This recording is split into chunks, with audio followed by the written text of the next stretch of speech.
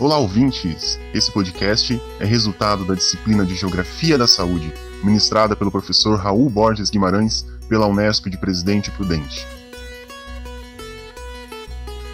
No episódio de hoje falaremos sobre alimentação escolar, promoção do ensino, aprendizagem e saúde. Para iniciarmos as discussões sobre a alimentação escolar, a promoção do ensino, a aprendizagem e saúde, eu gostaria de saber, Nath, como nós podemos implantar medidas que visam a promoção da saúde alimentar nas escolas. Bom, agora a gente vai fazer uma breve reflexão sobre a importância da alimentação escolar, na qual ela promove o desenvolvimento e a capacidade de aprendizagem dos alunos, que são crianças e jovens que pertencem às escolas públicas e municipais do nosso país. Por meio de informações do Guia Alimentar para a População Brasileira, do Ministério da Saúde, o Brasil alcançou nas últimas décadas importantes mudanças no padrão e no consumo alimentar. Conquista essa resultado da ampliação de políticas sociais nas áreas da saúde, educação, trabalho, emprego e assistência social. Alguns especialistas defendem que a escola lide com o momento da alimentação como uma extensão da proposta pedagógica, que promove a formação de hábitos alimentares saudáveis. Então, deve-se buscar aí um diálogo com os valores culturais, sociais e efetivos, emocionais e comportamentais a cada proposta de mudança, na qual soma, assim, para o desenvolvimento integral dos estudantes.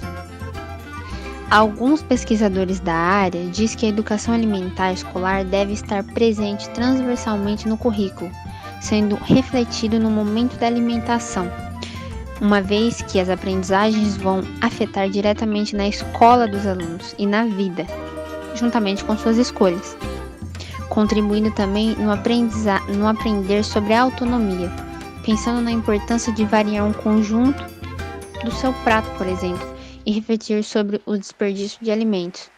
No Brasil, um país onde a fome e a desnutrição ainda são graves problemas sociais, e temos ainda alguns dados que falam sobre o aumento em relação aos casos de obesidade, o tema da educação alimentar e nutricional é um ponto-chave. E a escola é um agente fundamental nesse sentido. De acordo com uma nutricionista, a Vanessa Manfred, dada em uma entrevista para o site de referência de educação integral, em 2016, ela diz que as instituições educacionais são um espaço privilegiado, uma vez que acompanham as diversas fases do desenvolvimento desde a primeira infância, etapa em que começa a se moldar os hábitos alimentares que repercutirão por toda a vida dos jovens e crianças. Então, diante desse cenário, a gente faz algumas perguntas, e dentre elas tem: como a gente vai implantar medidas que visam uma promoção da saúde alimentar nas escolas? A gente vai fazer um breve retrocesso lá para trás, sobre a história desse programa. Durante o governo Vargas, em 1955, foi criada a campanha Merenda Escolar, que logo depois, em 1983, se tornaria o Programa Nacional de Alimentação Escolar, o PNAE. Esse programa ele é popularmente conhecido como Merenda Escolar, e ele é gerenciado pelo Fundo Nacional do Desenvolvimento da Educação, o FNDE. Ele visa também a transferência em caráter suplementar de recursos financeiros aos estados, ao Distrito Federal e aos municípios, destinados a suprir parcialmente as necessidades nutricionais dos alunos. Ele é considerado um dos maiores programas na área da alimentação escolar no mundo e é o único com atendimento universalizado. Para a recomendação de energias diárias que o PNAE utiliza, são os valores referentes da Organização das Nações Unidas para a Alimentação e Agricultura de 2001, que é a FAO. De 6 a 10 anos, são recomendadas 1.500 calorias diárias. De 11 a 15 anos, 2.175 calorias. E de 16 a 18 anos, 2.500 calorias.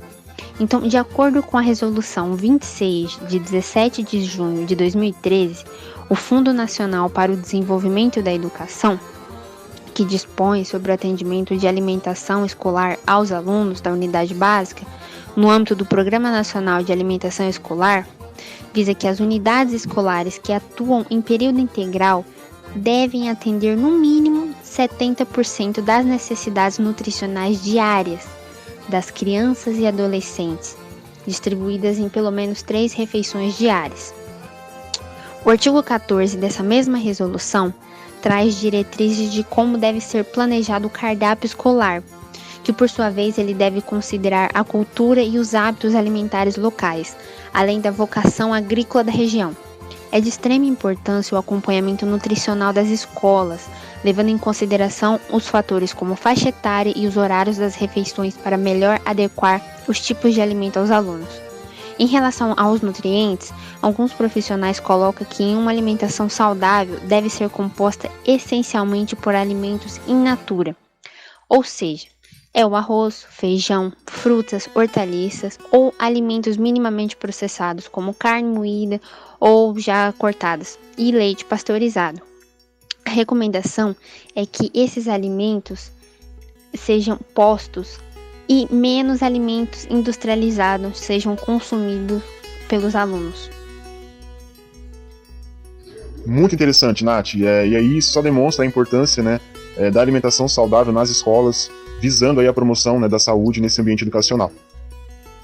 Uma outra questão muito interessante, Nath, é a discussão que você realiza inicialmente sobre o Programa Nacional de Alimentação Escolar, o PNAE. Eu gostaria que você falasse um pouquinho qual é o principal objetivo do PNAE.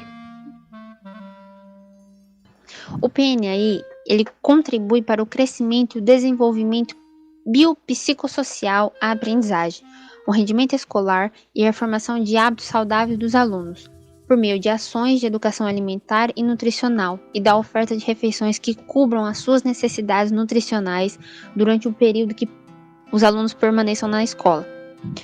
Existem alguns casos que a alimentação na escola é a única refeição que o aluno irá fazer durante o dia. Isso é uma triste realidade que a gente ainda presencia nos dias atuais. É um fato que expressa as necessidades que a família brasileira enfrenta. Esse programa, o PNAE, ele visa ainda alguns objetos complementares, como envolver todos os entes federados, estados, Distrito Federal e os municípios na execução desse programa. Ele estimula também o exercício do controle social, dinamiza a economia local, contribuindo para a geração de emprego e renda. Ele respeita os hábitos alimentares e a vocação das agriculturas locais.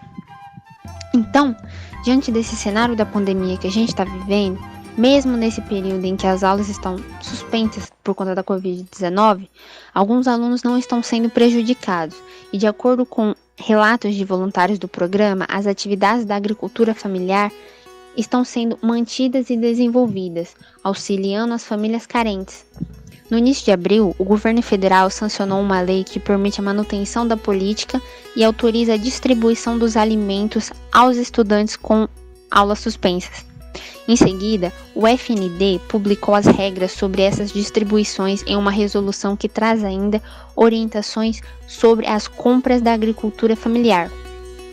Um dos exemplos dessa ação no cenário da pandemia é o da cidade de São Gabriel da Cachoeira, município que fica no interior do estado do Amazonas, onde a agricultura familiar está garantindo a alimentação dos estudantes.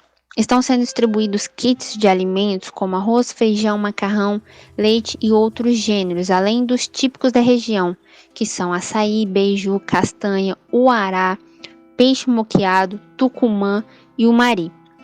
Essas são algumas das especiarias que fazem parte do cardápio da alimentação escolar nesse município, onde cerca de 150 agricultores trabalham para fornecer produtos para 60 escolas indígenas.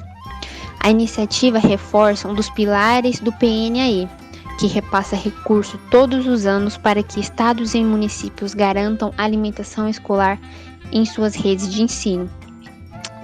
Tem uma nutricionista que ela trabalha nesse programa da rede municipal lá no estado do Amazonas, e ela disse que já foi entregue cerca de 540 kits com o apoio do Exército, e o objetivo desse projeto é entregar em média 2.500 kits de alimento diante desse cenário da pandemia e as aulas suspensas.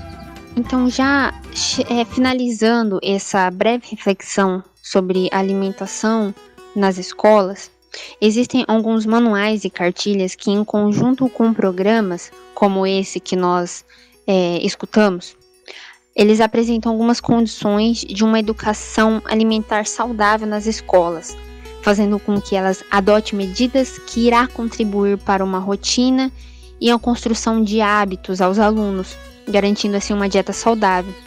E o principal objetivo é promover uma melhoria na capacidade de aprendizagem e uma melhor promoção também na questão da saúde e na qualidade de vida desses alunos.